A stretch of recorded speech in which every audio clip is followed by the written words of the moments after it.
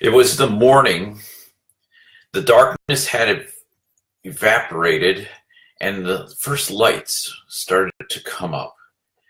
As we were driving to the ocean front, we were disappointed that it was cloudy.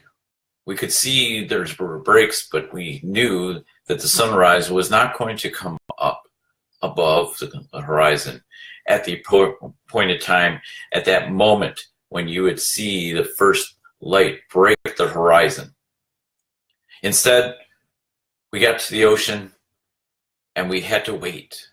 But it was okay because we arrived just in time to see the first break pass through a cloud, the first red beam of light. Now, that's a pretty unusual sight to see a red beam come through a cloud and indicate that daylight is approaching, that the sun has arisen. Morning, Lisa. Welcome. What is it in your first light? What is it in your first light that you allow to beam through?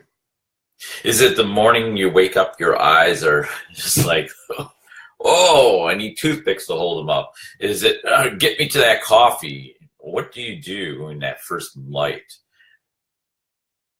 It's been said that many great people have started in those early hours before the sun has arisen to get into a place, to get pen and paper and scribble down thoughts, to open themselves up to nothing but themselves, open themselves up to what they are hearing inside, opening themselves up to be something that matters on paper. And whatever lands on paper, but it touches as much as that sunbeam touched the light on the beach. I touched the people standing there watching it. The words flow and the words land on the paper for all to see. Now, if you share your journal or share your creation of content, others will see it. You know, how many people leave this world and then their journals are auctioned off so that people can go and pore over them and see what they wrote about in those early hours.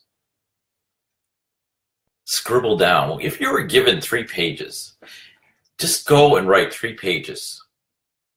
What would be on those 3 pages this morning? And don't edit. Don't create paragraphs. Don't try to form sentences. Just allow the words to flow on. If it's a mess, it's a mess. If your pen leaks, it leaks. Just keep going. Just keep pouring out onto the page. What would the page say back to you? What would you allow to be unburdened by? Maybe there's something on your mind.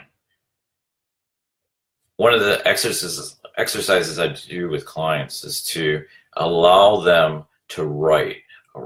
Go into this quiet space that you have. Find this chair that is comfortable. Find the space that is quiet. Find the space that is solely for you. Before all other distractions take place, what's on your phone, what's your agenda, everything, you have time. Take the few moments and just write. And don't use a computer, use pen and paper, because there's an element here to get out of your mind and put it out, and then see what you've created. And you may never read it again, but it allows you clarity. It allows you the moment to get rid of the things that are the noises in your mind. Nothing is more precious than the moment that you find yourselves oblivious to all the rest and hearing nothing but silence. The silence of your mind, the silence of that moment, the silence where you can wipe out everything else and focus and bring in something of yourself into that. Standing on the beach is one way to find that moment, perhaps. We were bundled up, freezing. Well, not really freezing. It's Florida. You can't be freezing like you can in the north. But it was a chilly morning. It was a cold morning. It was a dark morning because the cloud layer was there. And it just allowed that extra precious moment for the sun to come through and say, look, a new day has dawned. And the sun got brighter and brighter, and it almost like evaporated that cloud. It just burned it away. And there was this globe of sunlight, of warmth, of rays coming out from it into various places that you could see along the horizon and onto the shore. Down the beach, there were the morning yoga taking place. People engaged in that moment of using time and space and the energy of the waves. But we remarked at the foam that decided to come up at a most unusual point, and suddenly it's like, what? You're in the midst of a wave, and it's okay. Maybe in your writing, take time today in your writing, whatever it may be, whether it's a vision, whether it's a mission, whether it's just what happened yesterday or what's happening this morning in your mind. Maybe it's like the foam that needs to come out, surround you, soak your pants, and then wither away. Did you ever watch foam wither away in the wind? And it looked like little bubbles popping and then disappearing. They would like shrink up into this point where all of a sudden it would just disappear. The white foam was an amazing thing, coupled with the sun, coupled with the moment. Take that idea into your paper, into your writing today, and say, what is it that I'm writing? And allow that moment to get on the paper and then let it wither away in your mind. It may be a thought of, I'm struggling with this. Let it wither away. So those are the points that I want you to consider today. Those are the points that will get you ready for the next step. We talked last week about the influence effect. Take this step to get prepared for those tools.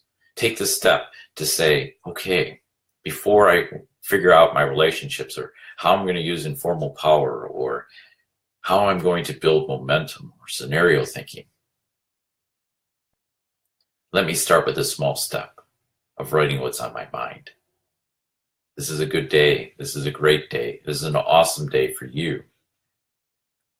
Allow your mind to pour forth the rays onto the paper. Let that red beam of light fill the paper with what's in your mind and the creation that you're about to foresee. Let it come into you and let it carry forward.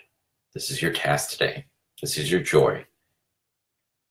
Allow everything else to wither away and be stronger. Be stronger for the task ahead, for the time ahead. We'll talk tomorrow. Take this step, and then we'll talk tomorrow about what you can do from here. Thanks. Be well. Do good things. Keep in touch now. Bye. Thank you, Lisa.